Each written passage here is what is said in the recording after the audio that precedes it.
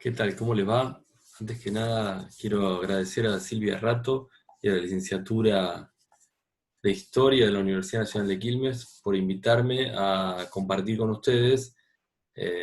una suerte de reflexión sobre la cocina de este libro, que es La Comunidad Futura, Ruinas, Instituciones Culturales y otras Imaginerías, que en este 2020, año difícil, año eh, inesperado, estoy publicando. En principio quiero decir que se trata de un libro de artículos, de 7 artículos, que como el subtítulo indica, está organizado en 3 partes, eh, que ya les mencionaré con mayor detalle. El libro intenta reunir una serie de reflexiones que yo he escrito en distintos momentos de los últimos eh, entre 15 y 20 años. El primero de los artículos data del año 2003, eh, y que algunos fueron ya publicados en revistas periodísticas o académicas o culturales, eh, y otros no. El primero que les decía, del año 2003, es un artículo publicado en el suplemento Radar de Página 12, habla de la historia del Hotel Sierra de la Ventana, ubicado en la localidad de Villa Ventana, vecina de Sierra de la Ventana, cerca de Bahía Blanca, un hotel construido en el año 1911 por los ingleses para hábitat de los funcionarios de las empresas que construían y en ese momento administraban y mantenían los ferrocarriles, gestionaban, eh, y también como los primeros casinos hoteles de Argentina, con un lujo a niveles por aquel entonces europeos, de la Belle Époque, y que muy pronto fue cerrado, sin embargo, ya en los años del irigoyenismo, y a partir de ahí tuvo en cada momento histórico un derrotero caracterizado por lo que en cada momento histórico presentaba como rasgo, como marca. Hasta llegar a la dictadura, el final de la dictadura, primer casi bordeando con la democracia en el año 83, en que un voraz incendio, aparentemente provocado para cobrar un seguro, eh, termina por destruirlo, quemarlo y perderse, y quedar únicamente unas ruinas. De ahí la metáfora de ruina, que aparece en el primer término del subtítulo del libro. El subtítulo del libro, reitero, es Ruinas, Instituciones Culturales y otras Imaginerías. Ruina es un concepto caro a una mirada seguramente colonizadora y conquistadora de la historia, donde una civilización, un gobierno, un país, una región, se impone sobre otra y determina que los vestigios, lo que sobrevive del otro, es una ruina. Es también una mirada respecto del tiempo pasado, de aquello que se perdió o se malversó o se deterioró, eh, una mirada anquilosada, una mirada que condena de alguna manera a esa idea pretérita y fosilizada de la historia. Eh, También era un poco, en el año 2003, la sensación que podía este, compartirse, tenerse, sobrevolar la Argentina, sobre todo las áreas metropolitanas, cuando entre la caída de la Rúa, el gobierno de emergencia de Dualde y apenas los primeros tiempos de Kirchner, comienza como a prefigurarse un momento de crisis y de oportunidad también, política y social y cultural, eh, prefigurando cosas que iban a cambiar.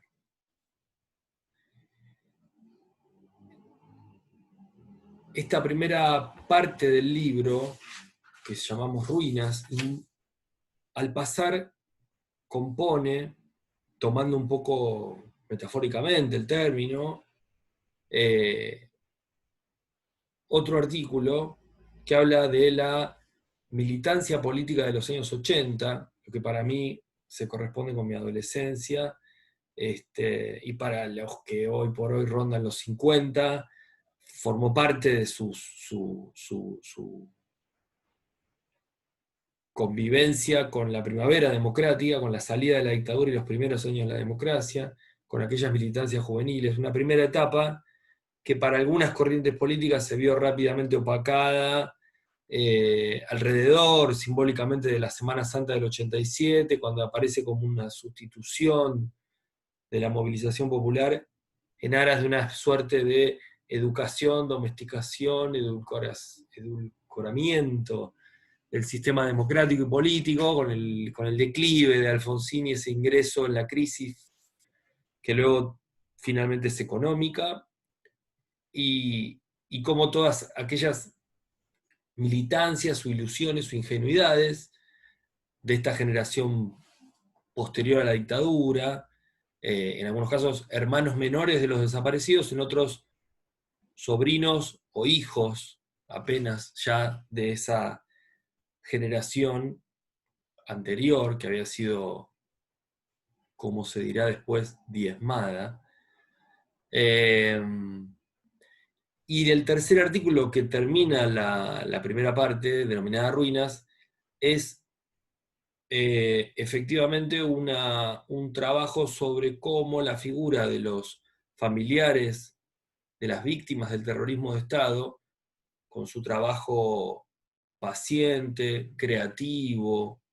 organizacionalmente destacado en el mundo, reconocido,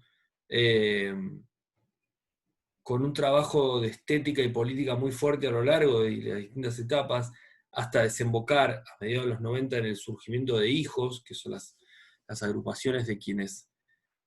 siendo hijos, algunos autopercibidos, otros recién incorporándose por la recuperación de sus identidades a la militancia y a la identidad político-cultural a partir de ese reconocimiento, empiezan a construir una figura social del familiar de la víctima que va ganando terreno, perspectiva, huella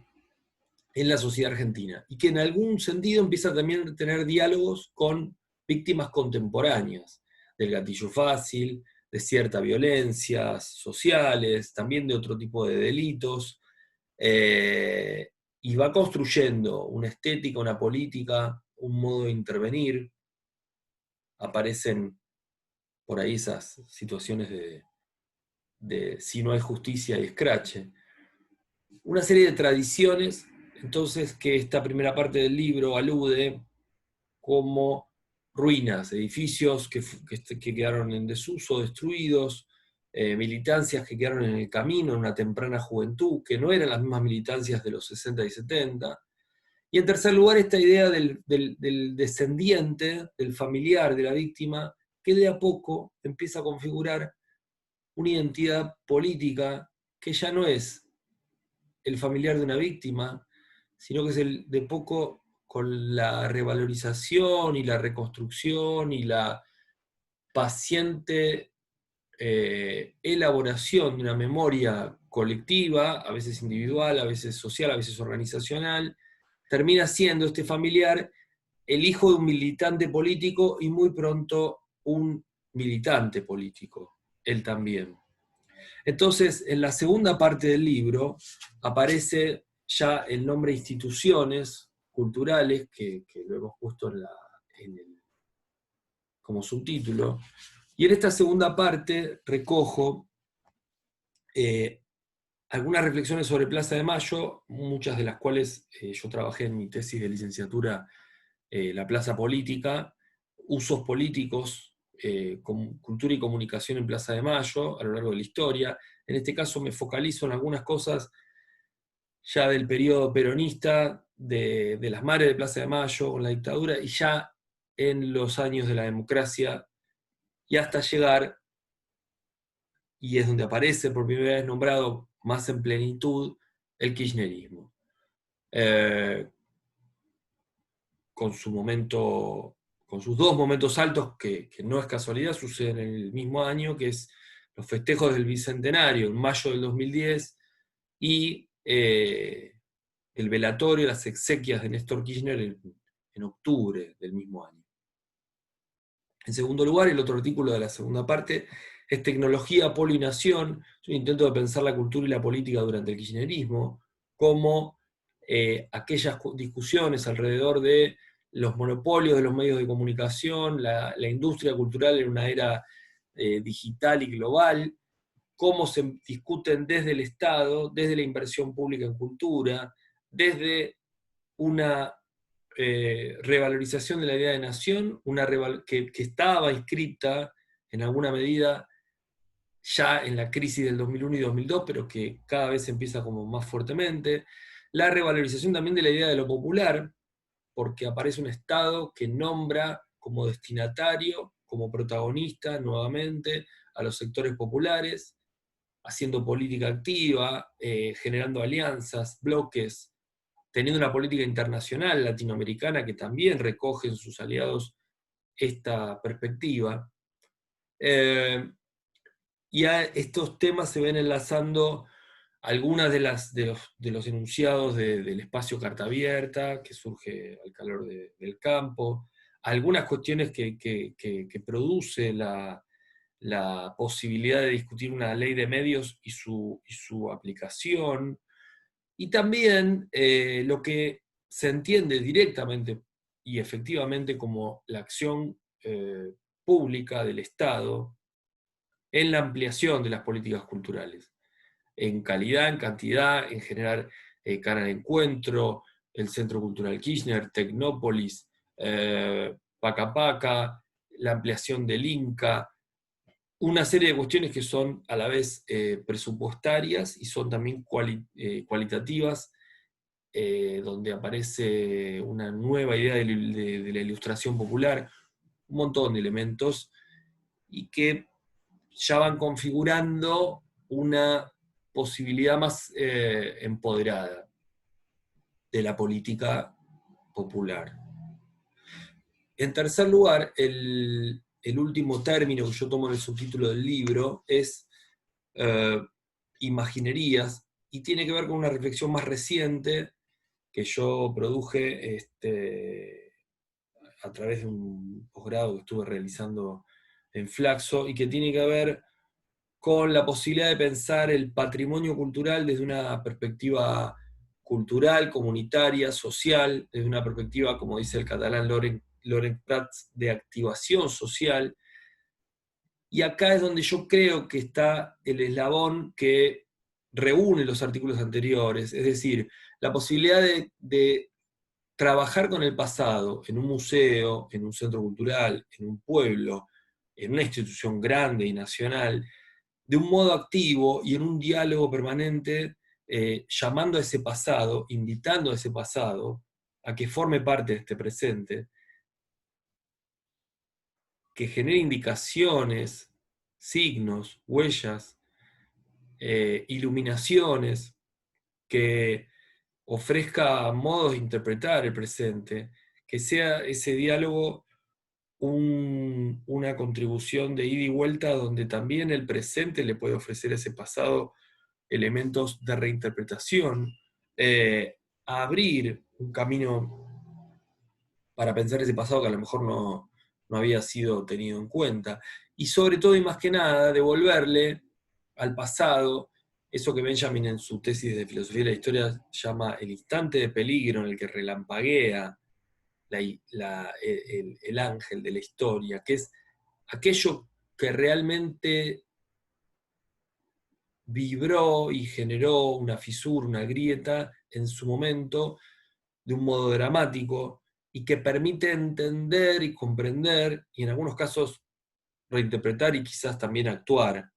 esa historia a la luz del presente. Por último, les quería comentar, y retomando lo que decíamos al principio, el título del libro es La comunidad futura. Si bien casi todos los trabajos hablan de referencias y elementos del pasado. En todo momento me ha pasado, desde la reflexión periodística, académica, desde la gestión, siempre la búsqueda de una manera de habitar el presente con las marcas vivas de ese pasado, donde el pasado no está fosilizado, no está escondido, no está perdido, como en esas ruinas del hotel de Sierra de la Ventana, sino que es una ventana permanente, un cuadro, un espejo, una manera de vernos, de reconocernos, de entender en nuestros antepasados o nuestros ancestros una marca de identidad que puede guiarnos, de discutir también con esos pasados, no para idealizarlos, sino para recuperar y valorizar en términos incluso materiales una forma enriquecida y que restituya protagonismo a aquellos que han sido pasados por alto o sepultados por el movimiento de la historia injusto y desigual. De manera que la propuesta del libro es poder trabajar esos archivos y trabajar esa identidad de una manera nueva, enriquecida, literaria, artística, y siempre con el pesimismo de la razón, pero con el optimismo de la voluntad. Muchas gracias y nos vemos en cualquier momento.